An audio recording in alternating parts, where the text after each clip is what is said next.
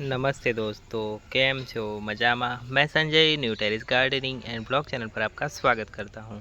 ये देखिए मेरा तुलसी जी का पौधा कितना हरा भरा और हेल्दी है। तो आज हम इसी के बारे में बात करेंगे, तुलसी जी के पौधे में कि क्या देखभाल करनी चाहिए ताकि आपका प्लांट एकदम हेल्दी और घना बन जाए और साथ में इसमें ज़्यादा से ज़्यादा ब्रांच निकल के आए। तो उसके लिए आपको क्या काम करना है, कैसे देखभाल करनी है, किस तरह फर्टिलाइज़र देना है, वो सब बातें मैं बताऊंगा।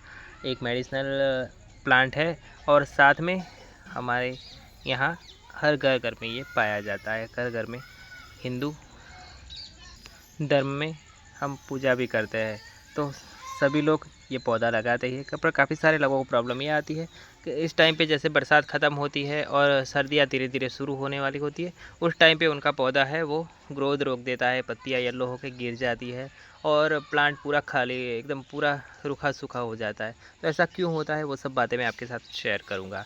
तो आप मेरे वीडियो में लास्ट तक बने रहिएगा और अगर आपको मेरा वीडियो अच्छा लगता हो तो प्लीज़ वीडियो को लाइक कर दीजिए, हमारे चैनल को सब्सक्राइब कर दीजिए और अपने दोस्तों के साथ ये वीडियो शेयर करना मत भूलिएगा।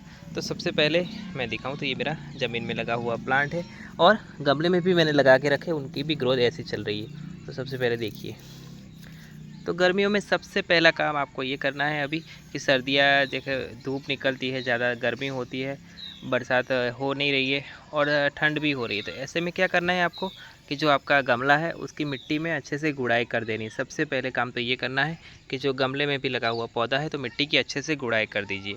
गुड़ाई करने के बाद क्या है, आपको इसमें फर्टिलाइज़र देना है। आप वर्मी कंपोस्ट का इस्तेमाल कर सकते हो, तो ये काम आपको करना है। और पौधे की जो मिट्टी है, गमले की मिट्टी है, उसमें मॉइस्चर लेवल बना रहे, एकदम सूखनी नहीं चाहिए। ज़्यादा प्रॉब्लम जो पत्तियाँ आपकी येलो होकर गिरती है तो उसमें प्रॉब्लम क्यों आती है, ऐसी येलो होकर पत्तियाँ क्यों गिरती है, तो इसकी एक ही कारण है कि पानी की कमी।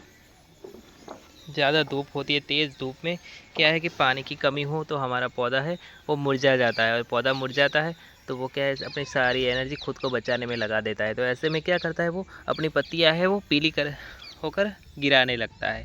वो खुद को ज़िंदा रखने के लिए पत्तियां गिरा देता है, क्योंकि पत्तियां ज़्यादा होती है तो प्लांट की एनर्जी ज़्यादा वेस्ट होती है। तो इसीलिए प्लांट खुद को ज़िंदा रखने के लिए अपनी पत्तियां फिर गिराने लगता है। तो बार बार अगर ऐसा होगा कि आप 2-3 बार पौधा मुरझाएगा, पानी नहीं दोगे, पूरा सूखेगा, मिट्टी पूरा सूख जाएगा, तो ऐसे में क्या है धीरे धीरे आपका पौधा मर जाता है। तो सबसे पहला काम आपको ये करना है कि मिट्टी में मॉइस्चर लेवल हमेशा बनाए रखना है। मिट्टी एकदम सूखी नहीं होनी चाहिए। गमले की मिट्टी में मॉइस्चर लेवल बना के रखिए। दिन में एक बार पानी ज़रूर दे दीजिए, शाम के टाइम दीजिए या सुबह के टाइम। दोपहर में धूप में पानी बिल्कुल नहीं देना है। तो ये काम आपको करना है। अब दूसरी बात है कि आपके जो पौधे हैं उनमें देखिए इस तरह से मंजरी आती है, तो इससे क्या है कि ये आपका प्लांट है वो अपनी ग्रोथ रोक देगा। आप तो अगर आपको सीड नहीं चाहिए तो इसको इस तरह से कट करके हटा दीजिए। ये देखिए जितनी भी मंजरी आ रही है, तो इससे फ़ायदा ये मिलेगा कि आपका प्लांट है और घना होता जाएगा। ये जितने भी ये देखिए इस तरह से मंजरी आती है उनको कट करके इस तरह से हटा दीजिए। इससे क्या है जो नीचे वाले जो ब्रांच है वहाँ पे देखिए ये ब्रांच निकल के आ रही है, तो और ज़्यादा ये बड़ी होगी और प्लांट आपका घना होगा। तो इस तरह से आप एक एक करके सभी ब्रांच से ये हटा दीजिए। अगर आपको सीड नहीं चाहिए, अगर सीड चाहिए तो एक दो रहने दीजिए, बाकी सब इस तरह से हटा दीजिए। इससे आपका प्लांट है और घना और हरा भरा हो जाएगा। जब ये हम ये काम करते हैं तो हमारा पौधा है उसकी जो एक्स्ट्रा एनर्जी वो अपने सीड को बड़ा होने में, सीड मैच्योर करने में लगाता है, वो एनर्जी हम वेस्ट नहीं होने देंगे और इस तरह से हटा के अपने प्लांट को ज़्यादा ग्रोथ करने में मदद करेंगे। तो इससे क्या है हमारा प्लांट और घना होता जाएगा। तो ये काम आपको दूसरे नंबर पे करना है। अब बात करते हैं कि आपने प्लांट को कैसी जगह पे रखा है। जब बारिश की सीज़न थी तो हमने खुले में रख दिया था, फुल धूप में पड़ा हुआ था हमारा प्लांट और हरा भरा था। पर अब बारिश बंद हो गई है, तो बारिश बंद होते ही क्या होता है, धूप ज़्यादा होती है, धूप बहुत तेज़ निकलती है और तेज़ धूप में अगर आपका प्लांट पड़ा रहा तो आपका प्लांट फिर धीरे धीरे ख़राब हो जाता है। तो ये काम आपको करना है कि प्लांट को ऐसी जगह पर रखना है जहाँ इसको सुबह मॉर्निंग में लगभग सूरज निकलता है तब से लेके 11 बजे तक की धूप हो वैसी जगह पे रखिए।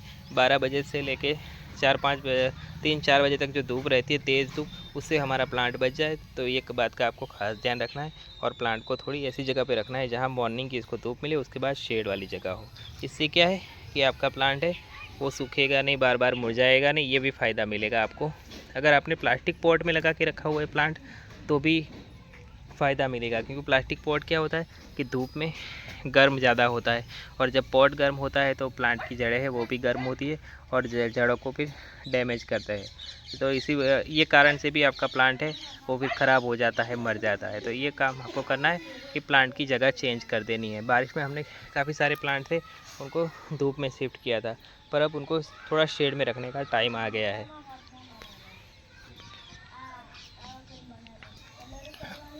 और ग्रो करने की बात करूँ तो आप चाहे तो अभी भी इसके सीड लगा सकते हैं, सीड इसके लग जाएंगे। इसके आप सीड लगा रहे हो तो इसके सीड लगाने के लिए हमें कोई अलग से मिट्टी नहीं बनानी पड़ती।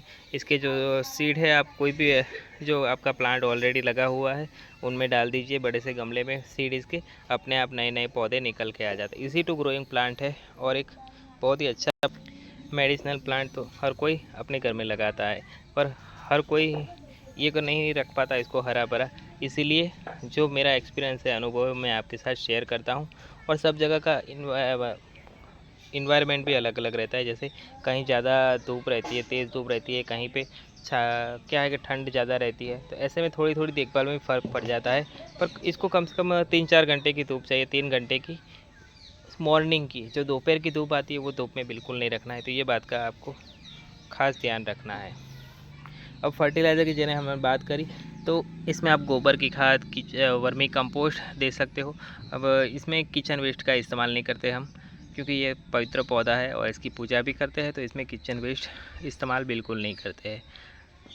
तो मैं इसमें गोबर की खाद या वर्मी कंपोस्ट दो में से एक कोई भी फर्टिलाइज़र देता रहता हूँ और पानी का ध्यान रखता हूँ।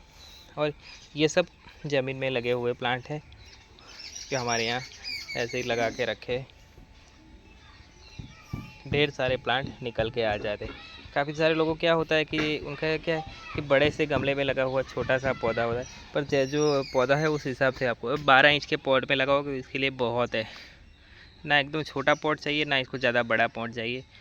12 इंच का पॉट होगा इसके लिए बहुत है। 12 इंच के पॉट में अच्छे से आपका प्लांट ग्रोथ करेगा। और इसमें वैरायटी अलग अलग आती है। काफ़ी सारे लोग को बोलते हैं हमारा पौधा बढ़ता नहीं, तो कुछ तुलसी के पौधे ऐसे आते हैं जो गोल होते हैं, पूरे बॉल की शेप में बन जाते हैं, और कुछ लंबे होते हैं। तो सारी मतलब अलग अलग वैरायटी रहती है। तो इसीलिए जो ये वाला है वो पूरा एकदम बॉल की तरह रहता है, और इसको जैसे हम पिंच करते रहेंगे, ये देखिए आपको और घना करना है तो इसकी जो ऊपर की टिप है इसको इस तरह से थोड़ा तोड़ दीजिए, तो इससे और घना होता है। देखिए यहाँ पे तोड़ी थी तो कितनी ब्रांच निकल के आई थी। तो इस तरह से आपको अपने पौधे में काम करना है, तो इससे आपका प्लांट है वो हेल्दी और हरा भरा बना रहेगा। तो आपका और कोई भी सवाल हो तो आप मुझे कमेंट करके पूछ सकते हो। और आपको मेरा वीडियो और इन्फॉर्मेशन अगर अच्छी लगती हो तो प्लीज़ वीडियो को लाइक कर दीजिए, हमारे चैनल को सब्सक्राइब कर दीजिए, और अपने दोस्तों के साथ ये वीडियो शेयर करना मत भूलिएगा। तो फिर मिलेंगे नेक्स्ट वीडियो में नेक्स्ट टॉपिक के साथ। आज के लिए इतना ही। Okay friend, bye.